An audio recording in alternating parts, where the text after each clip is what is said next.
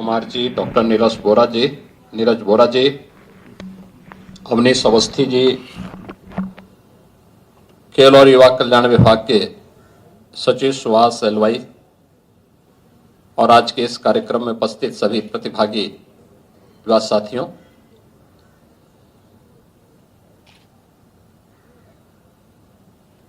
बारह जनवरी की तिथि देश भर के युवाओं के लिए एक युवा उत्सव के रूप में आता है, क्योंकि एक युवा ऊर्जा के धनी और वैश्विक पटल पर भारत की आध्यात्मिक, सांस्कृतिक और युवा शक्ति को पहचान दिलाने वाले स्वामी विवेकानंद की यह पावन जयंती है। और इस अवसर पर आदरणीय प्रधानमंत्री जी की प्रेरणा से प्रतिवर्ष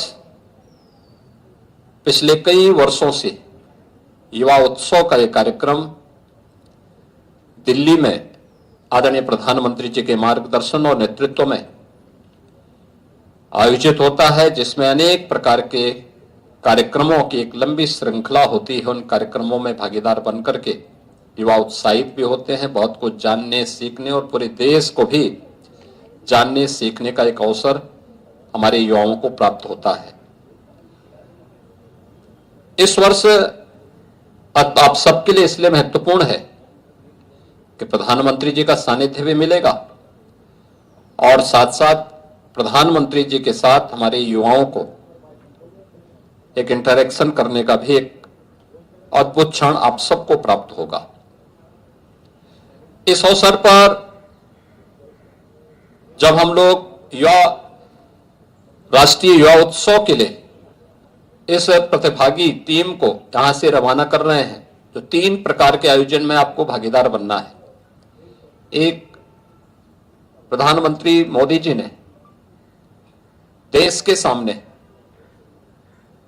आजादी के अमृत महोत्सव वर्ष में कुछ लक्ष्य रखे थे। उनमें था विकसित भारत। एक विकसित भारत के लिए युवाओं की ऊर्जा कैसे सहायक हो सकती है और युवा ऊर्जा का उसमें क्या योगदान हो सकता है, क्योंकि आज आप युवा हैं। जब ये देश आने वाले 22-23 वर्षों में अपनी शताब्दी वर्ष मना रहा होगा, उस समय आप भी अपने जीवन के युवा अवस्था को पार करके आगे बढ़ चुके होंगे, जीवन के अलग अलग क्षेत्र में कार्य कर रहे होंगे।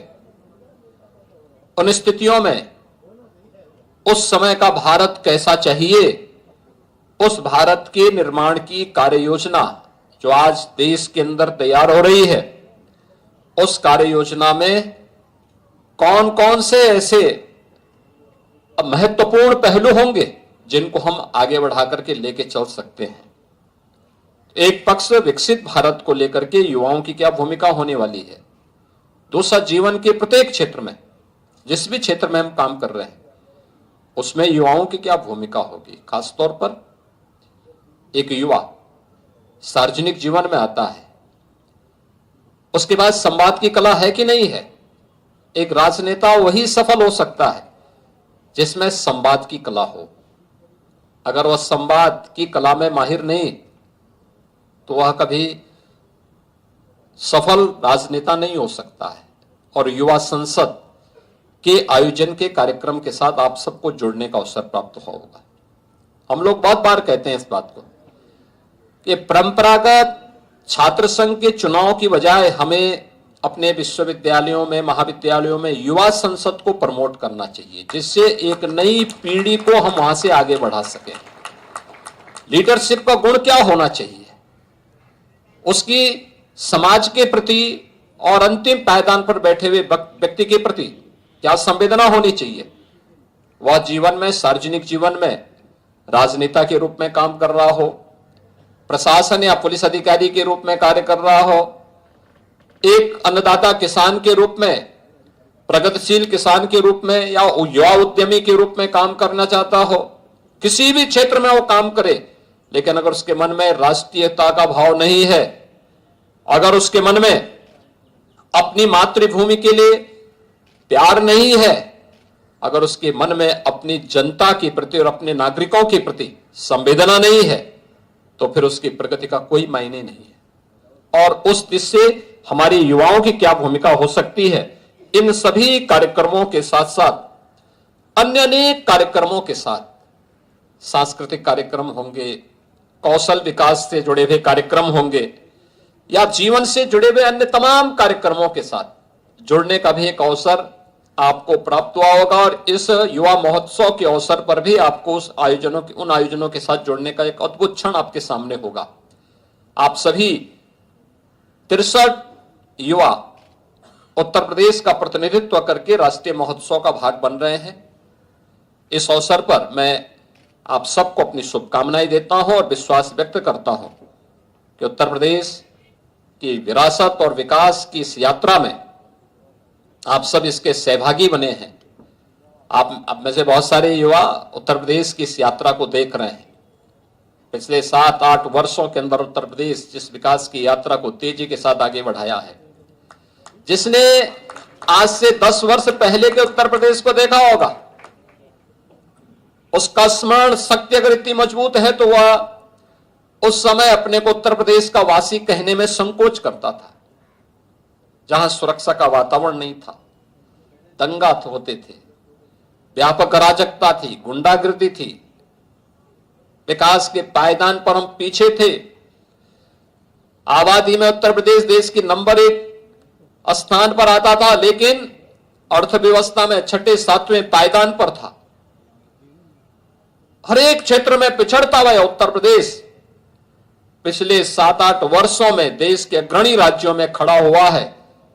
तो इसके पीछे की सफलतम कहानी को जिन लोगों ने नजदीक से देखा है, वे वर्तमान को भी और भावी पीढ़ी को भी अगर इसके बारे में अवगत कराएंगे तो उन्हें प्रगति की सही मानक की जानकारी होगी। और मुझे लगता है यह आपके लिए अत्यंत महत्वपूर्ण है कि आप इन सब मुद्दों पर आगे बढ़ाते हुए एक समृद्ध आध्यात्मिक और सांस्कृतिक विरासत हमारे साथ में परंपरा के साथ जुड़ी हुई है, तो साथ साथ वर्तमान उस विरासत को ध्यान में रख करके विकास की प्रक्रिया के साथ एक उज्जवलमय भविष्य की रूपरेखा को तैयार कर रहा है। और उस उज्जवलमय भविष्य की रूपरेखा को और मजबूती प्रदान करने के लिए आज आप सबको राष्ट्रीय युवा महोत्सव में भागीदार बनने का एक सौभाग्य प्राप्त होने जा रहा है, जिसमें रक्षा मंत्री जी के साथ भी, प्रधानमंत्री जी के साथ भी आपको एक इंटरेक्शन का अवसर प्राप्त होगा।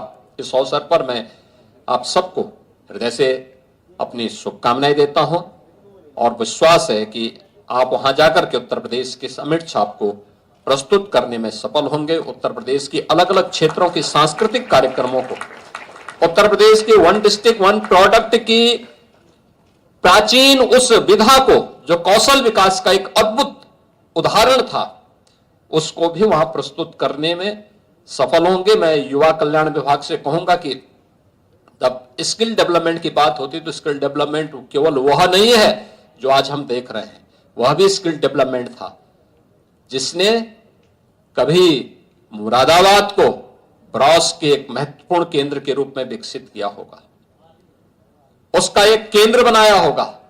वह भी महत्वपूर्ण था जिसने अलीगढ़ को हार्डवेयर के एक सेंटर के रूप में, फिरोजाबाद को जिन्होंने ग्लास से जुड़ी हुई प्रोडक्ट के मैन्युफैक्चरिंग का एक केंद्र बनाया होगा, जिन्होंने लखनऊ को चिकनकारी के एक महत्वपूर्ण केंद्र के रूप में विकसित किया होगा, जिन्होंने मेरठ को स्पोर्ट्स आइटम के लिए विकसित किया होगा, जिन्होंने सहारनपुर को वुडन वर्क के लिए आगे बढ़ाया होगा। यानी 1 डिस्ट्रिक्ट 1 प्रोडक्ट का यह कार्य, चाहे वह भदोही की कालीन हो या फिर वाराणसी का रेशम के वस्त्र, ये सभी आप प्राचीन विरासत के प्रतीक हैं। सरकार आज उसे 1 डिस्ट्रिक्ट 1 प्रोडक्ट के रूप में प्रमोट कर रही है। वह भी कौशल का एक तरीका है, एक माध्यम है।